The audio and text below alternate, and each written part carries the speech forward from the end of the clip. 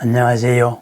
오늘 하루도 걸림없고 보람 가득한 행복한 날이 되기를 축원합니다.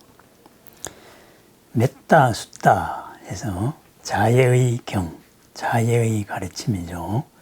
자애라는 것은 나와 남과의 관계에서 생기는 마음입니다. 내 자신을 지키는 경전, 수호 경전에 들어갑니다. 남방 불교에서는 예불 때 항상 외우는 경전입니다. 이 자애의 경전, 자애의 마음을 가져라 해서 10가지로 이야기하고 있습니다.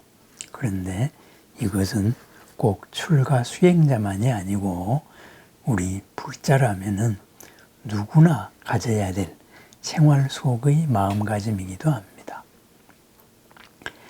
이 경전이 설해진 데에는 이런 유래가 있다고 합니다. 500명의 수행증들이, 500이라는 것은 많다라는 말이죠. 수행자 한 무리가 히말라야의 어떤 마을에 가서 안거를 하기로 했습니다. 석 달 동안 유행을 하지 않고 한자리에 머물러서 수행하기로 했지요. 그러자 그 마을 사람들이 숲을 제공하고 500개의 초막을 지어서 그리고 공양을 했습니다. 그러다가 보니 어떤 일이 벌어졌느냐. 그 숲에 있던 나무의 신들이 갑자기 자기들의 처소에 이 수행자들이 왔습니다. 그래서 이 수행자들은 언젠가는 떠날 것이다 하고서는 잠시 하늘나라에 가 있었습니다. 그런데 가 있다가 보니까 이 숲의 신들이 다른 생각이 든 거예요.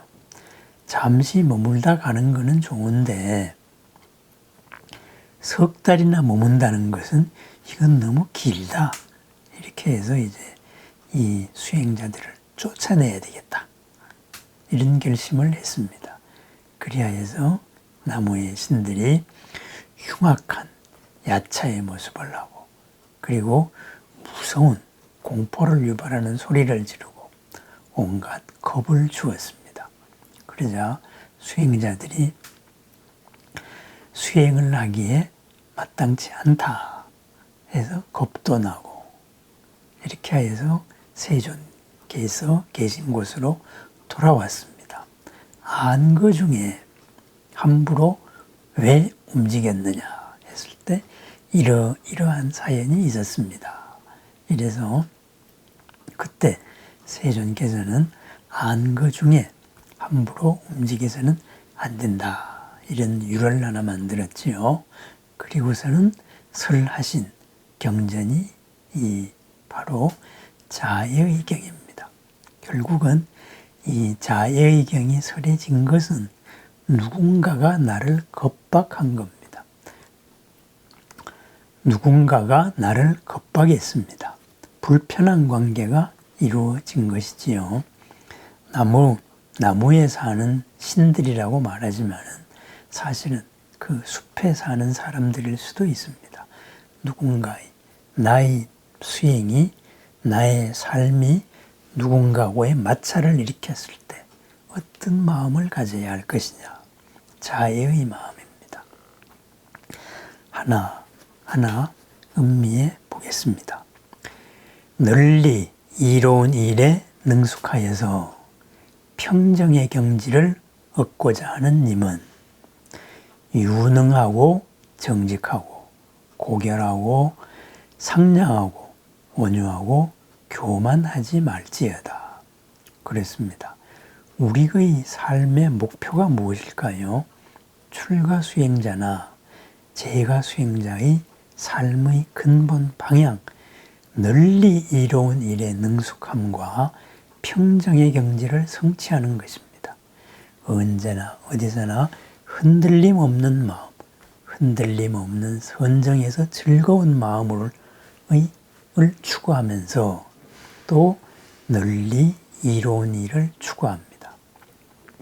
나 자신에게 이롭고 남에게 이로운 일을 추구합니다. 나 자신에게 이로운 수행을 합니다. 이 수행의 향기로서 남을 평안하게 합니다. 그리야 해서 남에게 줄 것이 많습니다. 마음의 수행의 향기를 주고 내가 가진 여러 재능을 줍니다. 그렇습니다.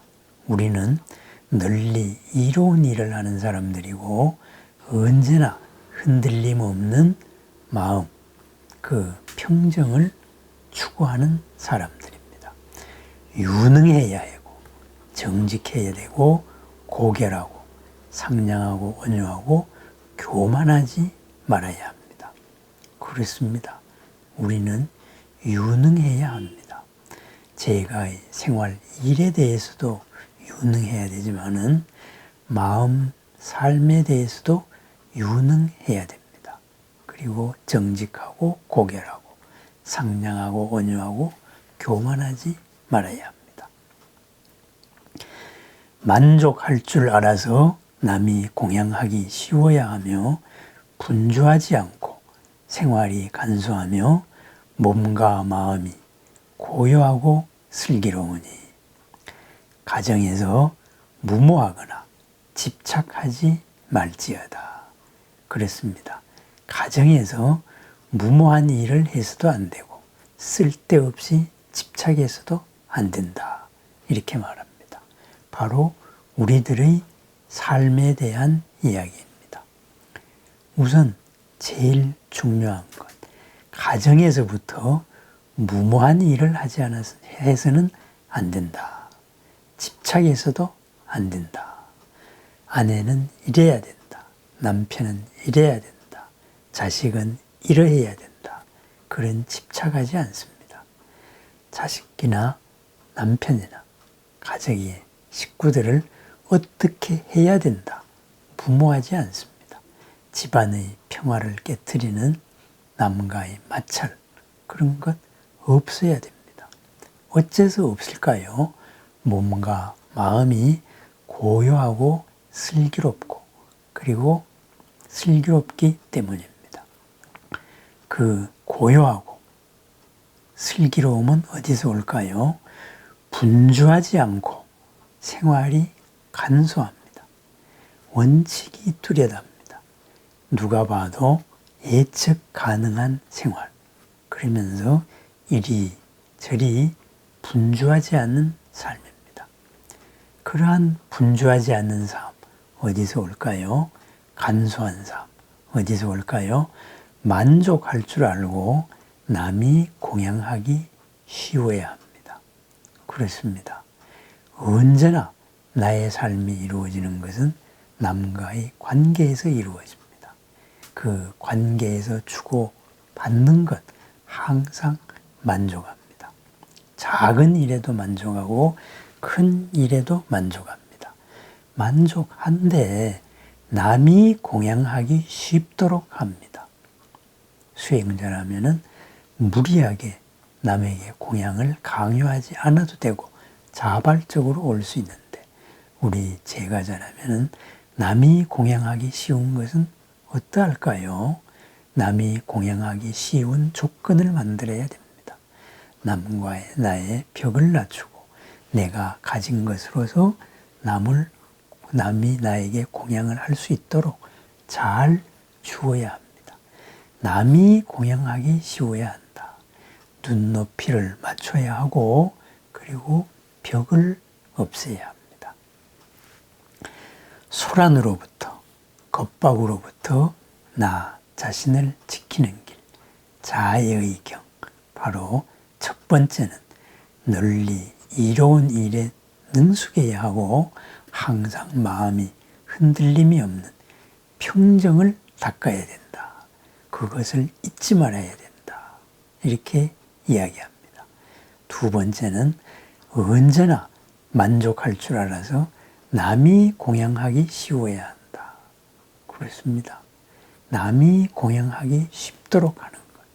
나는 지금 남이 나를 공양하기 쉽도록 하고 있을까요? 내 직업이, 내 삶이 남을 쉽게 공양하고 있을까요? 이 벽을 얼마나 낮추고 있을까요? 그리하여서 내 삶이 분주하지 않는지, 생활이 간소한 것인지, 그리고 가정에서부터 무모하거나 집착함은 없는지 살펴보게 됩니다.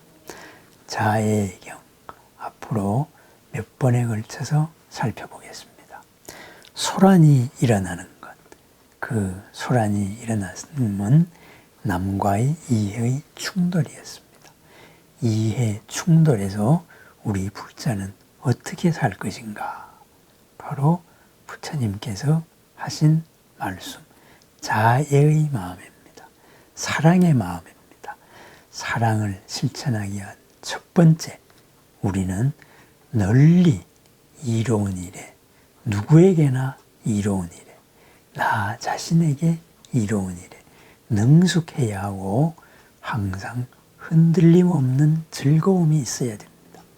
그리고 만족할 줄 알고 남이 나를 공양하기 쉬워야 한다. 이렇게 이야기를 시작하고 있습니다. 내 자신을 반성을 하게 되는 구절입니다. 내 자신이 쌓아왔던 이 벽을 다시 한번 돌아봅니다. 오늘 하루도 언제나 어디서나 가득한 자애의 마음으로서 모든 이로운 일에 능숙하고 흔들림이 없고 그리고 만족하고 남과의 벽이 없어서 걸림 없고 보람 가득한 행복한 날이 되기를 축원합니다. 감사합니다.